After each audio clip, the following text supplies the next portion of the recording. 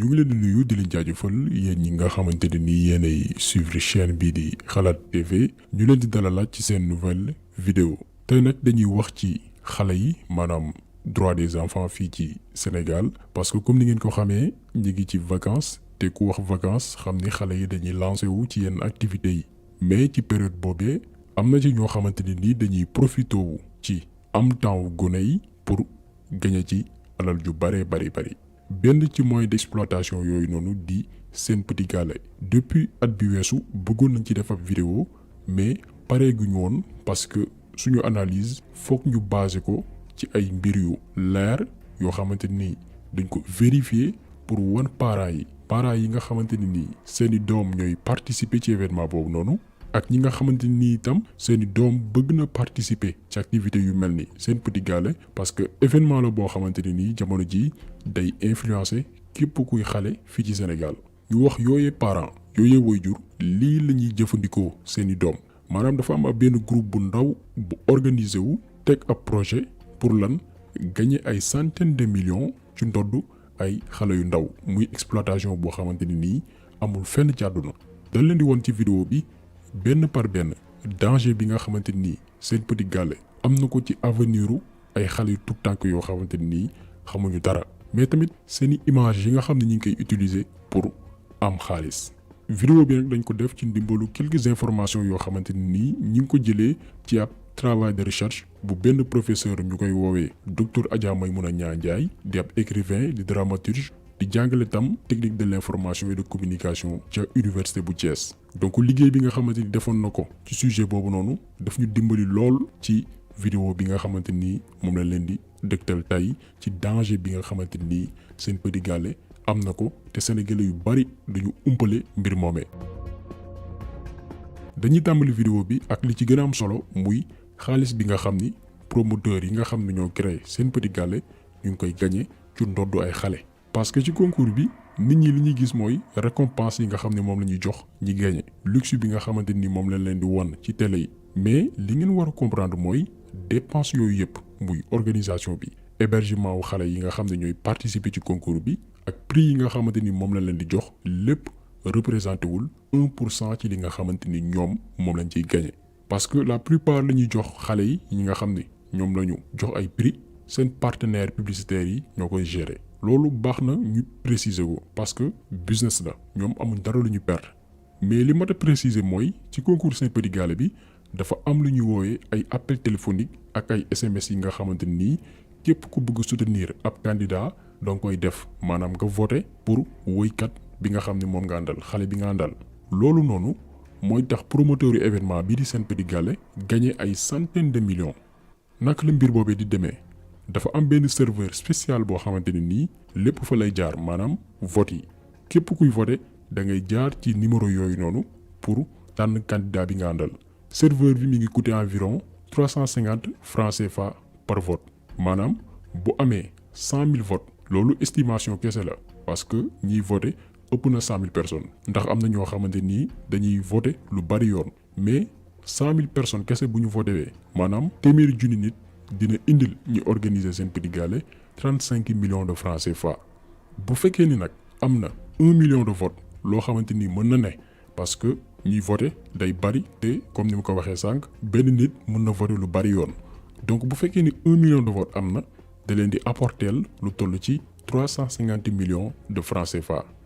xaalis boobu noonu moom la promoteur du événement bi di gagné ak opérateur bi nga xamante ni mooy gérer serveur bi maanaam ñoom ñooy séddoo xaalis boobu noonu. te comme ni ma ko expliqué lii fourchette bu ndaw la maanaam lu néew la ci li nga xamante ni mooy xayma bi ñu def maanaam ëpp na ko loolu dem mais da leen xayma li ci gën a ndaw cité wuñ publicité yi nga xamante ni ñu ngi koy def maanaam partenaires yi nga xam ni ñooy sponsoriser émission bii di Sen Petit Gallé. parce que partenaires yooyu noonu pour promouvoir seeni produits jaare ci Sen Petit Gallé dañuy fay ay millions. loolu li muy tekki mooy organisateur du Sen Petit Gallé yi ci ñetti weeru vacances yi kese dañuy gagné ay centaines de millions ci lan. exploité ay xale yoo xamante ni ay innocent lañ ñoom xamul li kay gi réer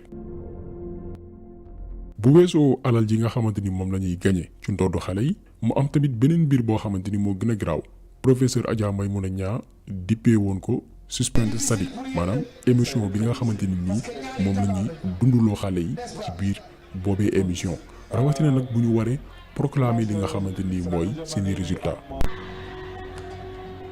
man nag xam nga moment bi moom a gën a neex moo war a joxe benn résultat ñëpp di ko xaar bii rek a may dundal.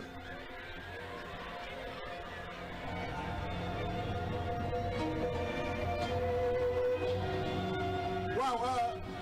il faut ñu wax que ni en fait en réalité final bu mel nii bu am performance yu mel nii gëj na fi am ñoom ñett ñëpp elles ont super bien chanté donc finalement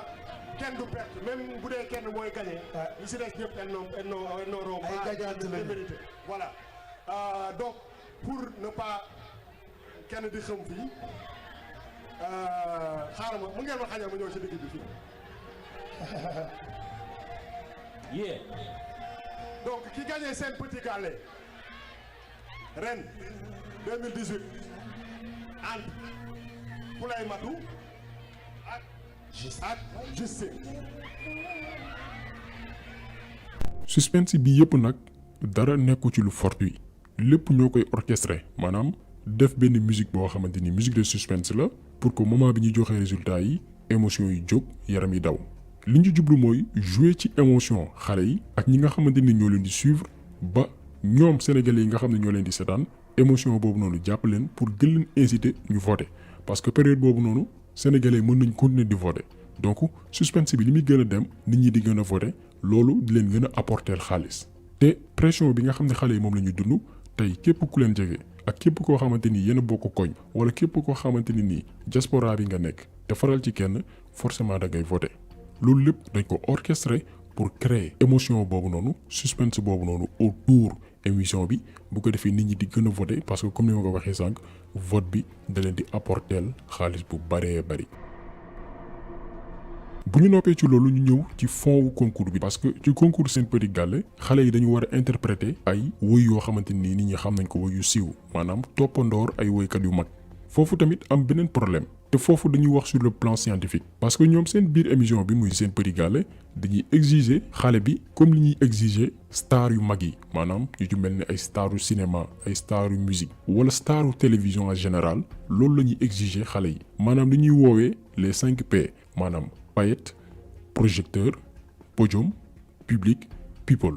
donc interaction boobu noonu la ñuy exiger xale bi buy interpréter li nga xamante ne ni mooy musique yi. maanaam fii dañuy jël xale bi def ko benn acteur formaté cerveau am présenté ko comme ab magum jëmm boo xamante ni dafa war a impressionner public bi mu jàkkaarlool te bu ngeen amee seetlu bu baax xool leen xale yi nga xamante ni jot nañ participer ci Sen Petit Gallé même bu dee ni début bi ay nit yu timide lañu woon maanaam noppi ñoo xamante ni ñemewuñu woon siggi xool doomi aadama mais ni ñuy gën di demee ñuy gën di ñeme gën a wow bët maanaam dootuñu ragalati dara. maanaam ci biir émission bi da leen di formaté def leen ay yenn nit ngay seetlu seeni manière gestes yi nga xamante ni ñu ngi koy def ay gestu mag la ñuy def alors que ci yorum xale dañu naan xale day def yëfu xale mag def yëfu mag mais ñoom Sen Petit Gallé dañuy jël xale yi def leen ay mag ay adulte par force. danger bi yemul foofu noonu parce que xale yi nga xam ne ñooy participer Sen Petit Gallé dañuy influencer tamit yeneen xale yi nga xamante ni ñooy seetaan émission boobu noonu ba pare di développer ci seen bopp benn esprit de fan alors que xale yooyu noonu soxla nañ yeneen modèle soxla nañ ku leen jàngal leneen ay boroom xam-xam yu ci mel ne ay Cheikh Anta Diop Thierno Souleymane Baal Omar Blondin Diop wala ay entrepreneurs yi nga xamante ni réussir nañ ak ay idées yu créative xale yi loolu lañ soxla am comme modèle. léegi nag ñoom Sen Petit Gallé au lieu que ñu jàngal xale sénégalais mu jël modèle ci ay nit yoo xamante ni ñu respecté lañ ci seen domaine mais xale bi day jël exemple ci ay moroomu xaleem yi nekk Sen Petit Gallé parce que pour nga influencer xale jaaree la ko ci moroomu xaleem moo gën a yomb que magam ji mu def ko loolu lu mat a bàyyi xel la tey ngeen di xale na ko mu expliquer moroomu xaleem benn mbir moroomam bi ci la koy gën a comprendre que magam jëmm bu ñëwee jàkkaarloo ak moom alors que danger Sen Petit Gallé bi ci gën a mag foofu la nekk maanaam esprit bi nga xamante ni nii xale yi nga xam ne ñoo ci nekk acteur di inculquer yeneen xale yi nga xam ne ñoo leen di suivre dañuy incarner ay rôle woykat loolee après am influence bu muy créer moo tax tey xale yu bari tey fii Sénégal dañuy rêver mel comme xale yi nekk Sen Petit Gallé parce que influence bi moo am doole te bu ngeen remarqué chaque année présélection Sen Petit Gallé bu tàmbalee ci région yépp Sénégal xale yu bari dañuy dem pour participer ci tey xale yu ci bari léegi woykat dañu bëgg a nekk ay fecckat alors que loolu jëmalewul réew kanam. léegi nag Sen Petit Gallé day nëbb benn problème juridique boo xamante ni moom la ñuy woowee exploitation passive des enfants. parce que dafa am ñaari façon exploitation am na exploitation passive am exploitation active. exploitation active mooy lu ne fàng. par exemple mun nañ jël ci faux marabout yi nga xamante ni nee nañ dañuy jàngale alxuraan alors que dañoo ubbi seen daara pour exploiter ay xale di leen yelwaanloo di leen sànni ci tali bi jàngaluñ leen bés bu yàlla sàkk nag ñu fixer leen ay versement ñooñu exploitation active la ñuy def di mbubboo xale yi. ci beneen côté mu am exploitation passive bi nga xamante ni moom dañ ko rafetal mais moo gën a dangereuse moo gën a graaw parce que exploitation boobu noonu ñi koy def dañ ciy gagner ay centaines de millions mais dañ koy nëbb taaral ko ba xale bi ñuy exploité ak waajuram bi nga xamante ni moo ko jur ñoom du ñu xam dara li xew. population bi aussi ñu ci bari du ñu yëg du ñu xam mbir yi naka lay demee. promoteuru Sen Petit Gallé yi ñoom loolu la ñuy def li ñuy def mooy exploitation passive donc ñiy kaas pour xale yi nekk ci mbedd yi di yelwaan jóge fi ñu jóg ci fa ñu war a tàmbalee mooy Sen Petit Gallé bi nga xam ne moo gën a garaaw parce que benn petit groupe la ab groupe bu ndaw ab famille buy utiliser xale yi pour am alal loolu foo mu leer. et lan moo tax parents yi war a yeewu ci Sen Petit Gallé mooy ñi koy organiser ci boppam seeni doom duñ ci bokk. Ngoni Ndour Bouba Ndour ba ci kii moom télé bi nga xam ne moo koy teg muy Youssou Ndour seeni doom duñ ci participer. koo ci jël ci ñoom seeni doom ñu ngi ko inscrire ci ay écoles yu baax. même doomi Bouba Ndour bi nga xamante ni nii tey duggoon na ci musique lu yàggul dara jotoon na ab diplôme am États-Unis xam nga kooku noonu yaakaarul ci musique pour tekki.